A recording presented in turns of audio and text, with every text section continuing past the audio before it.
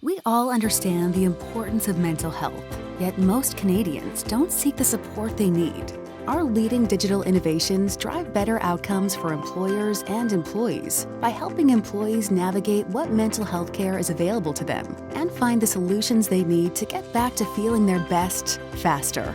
We also have a team of organizational health consultants who can work alongside you every step of the way. Learn more about Sun Life's commitment to mental health.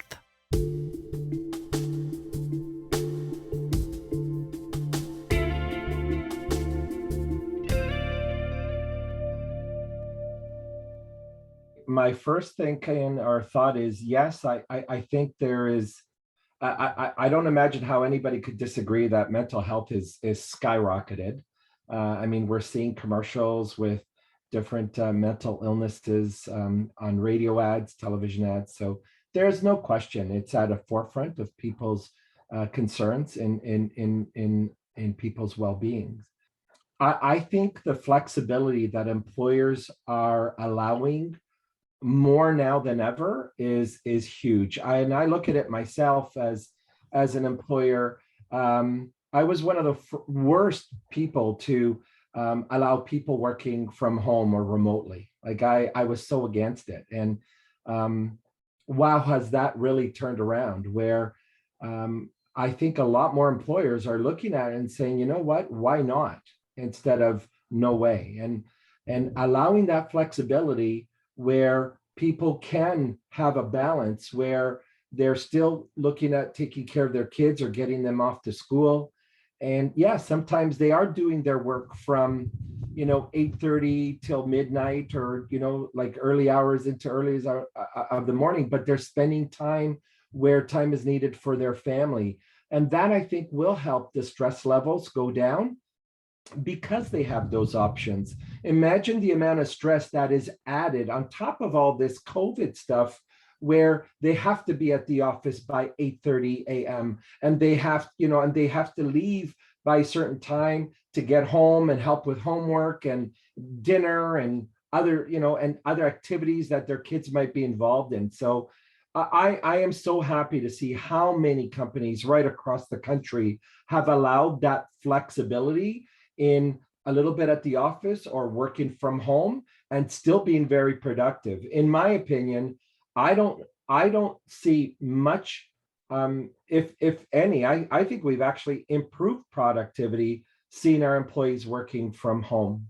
So I definitely think that we are going to see an increase in mental health claims for sure.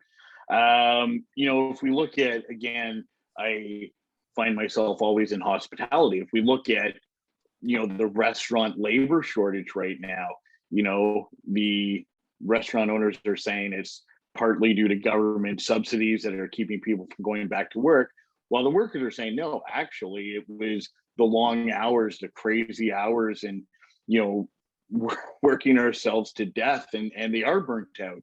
And even from my perspective as a small business owner or former small business owner, when the opportunity came for me to sell, I've worked, 10, 12, 16, 18 hours a day for 10 years, and I'm tired. And so, I think from even the owner's perspective all the way down to the staff, people are burnt out. They may be looking for changes. And, I think that exactly what we've been talking about, please listen to your staff. Please, be empathetic to what they're saying. I think there's this weird idea that people are trying to get out of working, with remote working or working from home, or they don't want to work. So that's not true. I think people still want to contribute every single day to the companies that employ them. I just think that we need to find a balanced approach to all of it and be there to help our staff and help ourselves as owners get through this. What I will say, just to add on to this, is that even before the pandemic, the one, I think, big advantage of smaller businesses was the fact that they were tended to be more flexible, that they had one-on-one relationship with their employees. So they were much more likely, I think, to sort of give those flexible hours or provide time off when needed because they knew what was going on in their employees' lives. So I like to think that's transitioning into through the pandemic as well, right? That they'll continue to sort of do what they can to be flexible. And Michael touched on, a little bit of the fact that there's also at the same time a shortage of labor happening, right? Which adds another layer of stress for everybody, right? Obviously, the people still working have to work more. The employers are struggling to find people. People are making decisions about whether they want to go back to the work that they did, going on to know. So we're in this real transition right now. And I think that's where that comes back to something we talked about at the beginning. It's about the communication and the ability for the employer to look at how can they accommodate, how can they be flexible, how do they make sure that everybody's able to function. Obviously the business has to function at the same time, but it's also making sure is there ways that you can still have your business function in a way so the employee gets that flexible time if needed, or time off when needed.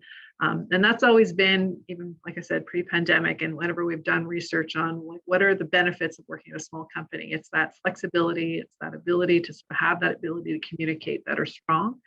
And so hopefully they continue to show that throughout the pandemic and beyond, even as we go through these stressful times, and take stock or take some value in that as a small business owner, that you are offering something that is going to be, I think, seen as an advantage by a lot of employees.